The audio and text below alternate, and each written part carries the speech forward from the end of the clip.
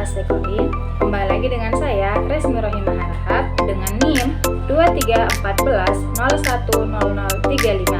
dari kelas 4 PAIA, yang pada video kali ini akan membahas tentang konsep pendidikan berdasarkan Quran Surah An-Nahl ayat 125 sampai ayat 129. Untuk mengetahui lebih jelasnya, mari kita bahas Quran Surah An-Nahl ayat 125 dan 129.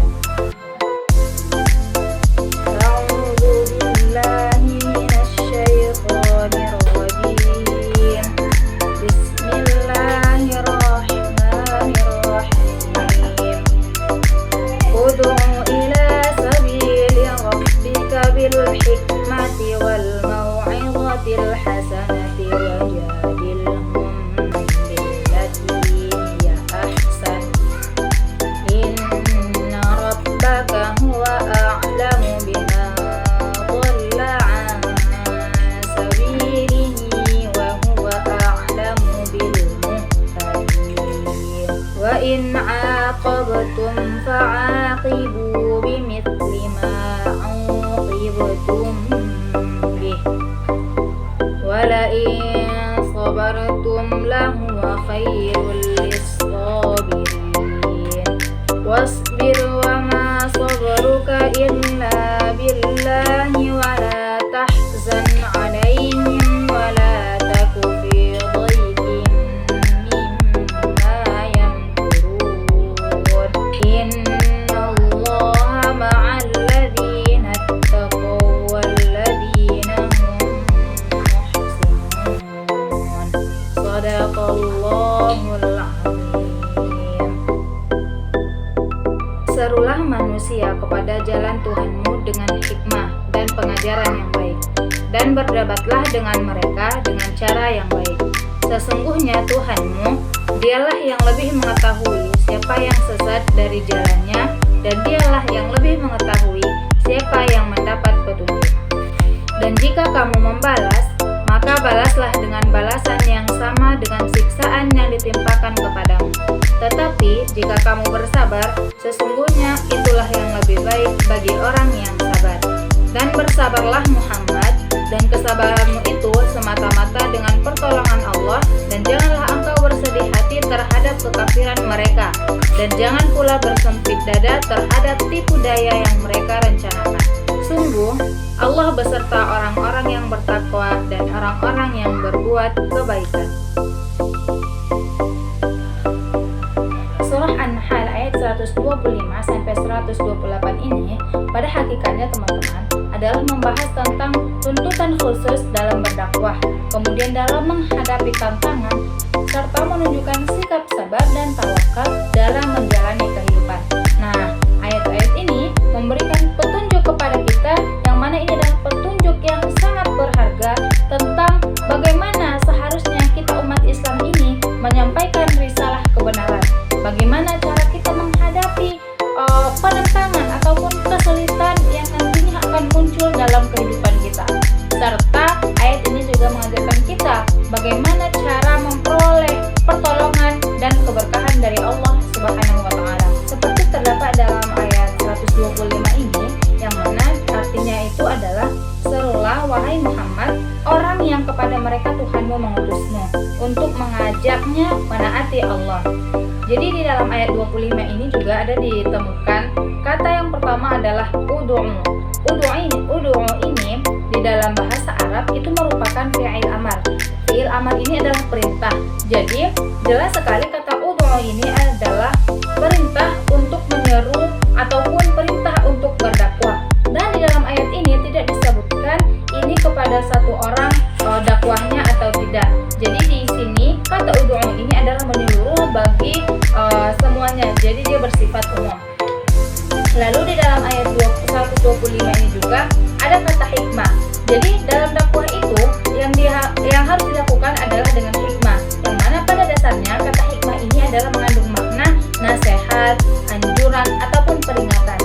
Dan di dalam dakwah itu haruslah ada nasihatnya, kemudian tentu harus ada anjuran dan peringatan di dalam sebuah dakwah. Berdakwah dengan hikmah itu adalah berdakwah dengan cara dai itu menguasai dan menyesuaikan keadaan dan kondisi dengan mad'unya ataupun penerima dakwah itu, serta dalam dakwah itu harus seimbang dan tidak boleh berlebih-lebihan, sehingga nantinya diharapkan tidak bisa ataupun tidak akan memberatkan dan menyulitkan si mad'unya, penerima dakwahnya. Jadi dalam ayat 125 ini dakwah itu harus dilakukan dengan pemahaman yang mendalam dan disampaikan dengan cara yang lembut, sehingga nantinya akan dapat menarik perhatian, yaitu perhatian orang lain untuk menerima kebenaran. Kita ketahui teman-teman bahwa pada masa dakwah Rasulullah mengalami banyak tantangan dan rintangan dalam menyampaikan ajaran Islam itu, dan tidak semua orang yang mendengarkan dakwah Rasulullah itu mereka mau menerima ajaran Rasulullah. Banyak sekali orang-orang yang enggan untuk menerima ajaran tersebut, dan orang-orang yang enggan ini banyak melaksanakan ataupun melakukan perbuatan-perbuatan yang keji, sehingga untuk menurunkan rasa semangat Rasulullah untuk menyampaikan dakwah tersebut. Namun Rasulullah tetap sabar. Nah, di dalam ayat 126 inilah dijelaskan tentang kesabaran dalam menyampaikan sebuah dakwah. Di dalam ayat ini juga sebenarnya dijelaskan bahwa apabila seseorang itu sudah tidak tahan lagi dengan apapun yang diberikan oleh para mad'unya yang menyakiti hatinya, maka sebenarnya dia boleh membalas, apalagi kalau perbuatan-perbuatan tersebut sudah tidak sesuai dengan ajaran Islam lagi. Namun apabila seseorang itu melakukan pembalasan, maka dia harus memberikan balasan yang benar-benar sesuai dengan yang diberikan oleh lawannya kepadanya.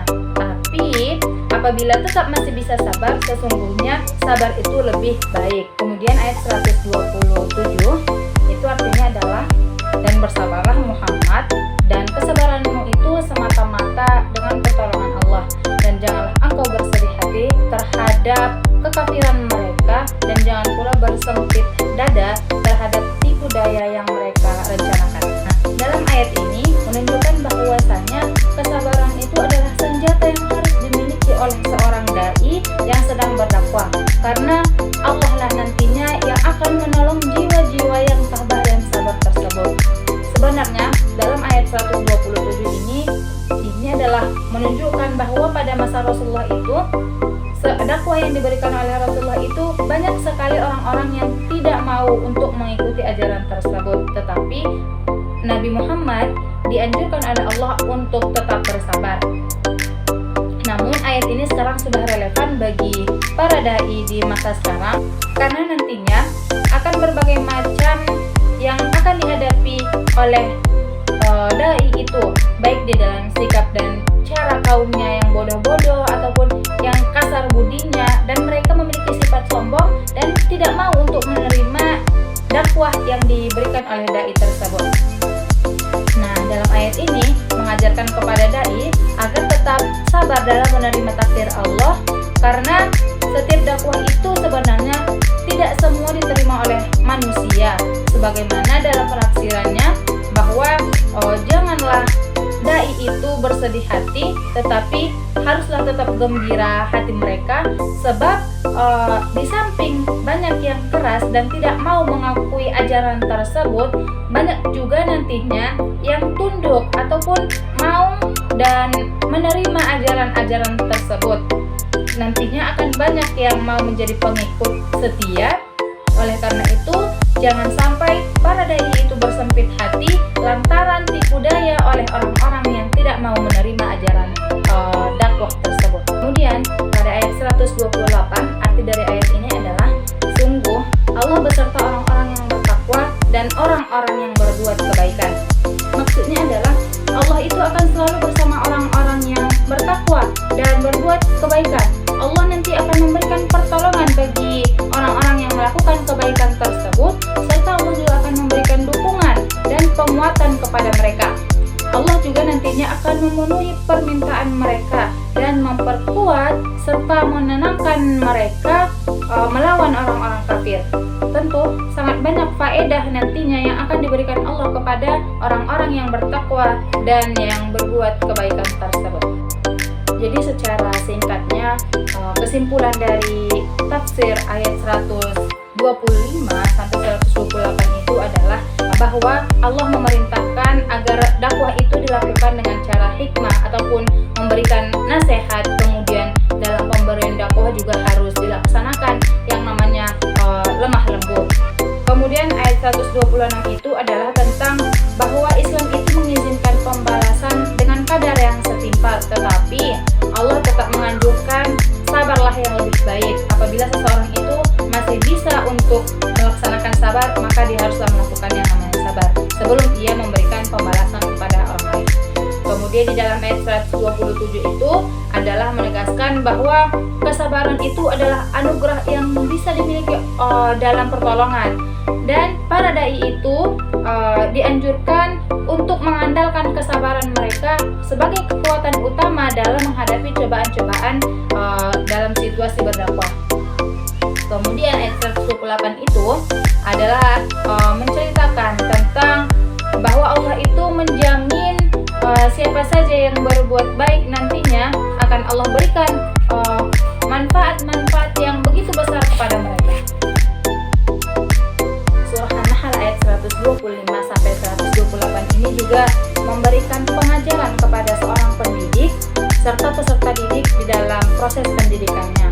Karena di dalam ayat ini kan dijelaskan bahwa manusia itu diberikan perintah untuk menyampaikan dakwah. Begitu juga bagi seorang pendidik, dia memiliki kewajiban untuk menyampaikan ilmu kepada peserta didik, baik dia dari segi kognitifnya, afektifnya, ataupun psikomotorik harus diberikan kepada siswa.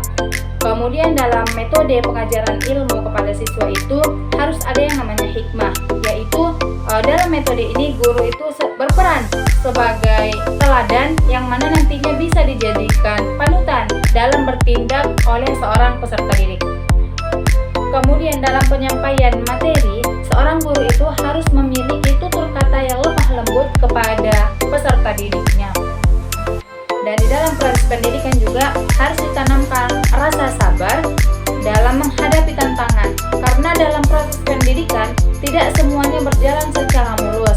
Pasti akan ada berbagai macam rintangan dalam proses pendidikan tersebut. Nah, disinilah para pendidik ataupun peserta didiknya harus menanamkan rasa sabar di dalam dirinya. Karena seperti ayat yang tadi menjelaskan bahwa sabar itu adalah sebuah kekuatan yang utama bagi seseorang, dan bagi orang yang melaksanakan kebaikan ataupun dia bertawakal kepada Allah nantinya akan mendapatkan imbalan dari Allah berupa pahala yang begitu besar. Begitu juga dalam proses pendidikan, maka seorang pendidik ataupun peserta didik itu harus memiliki rasa sabar dalam menghadapi semua rintangan yang dihadapinya dalam proses pendidikan. Oke teman-teman, surah An-Nahl ayat 125 sampai 128 telah kita bahas bersama. Untuk itu sekian yang dapat saya sampaikan. Mohon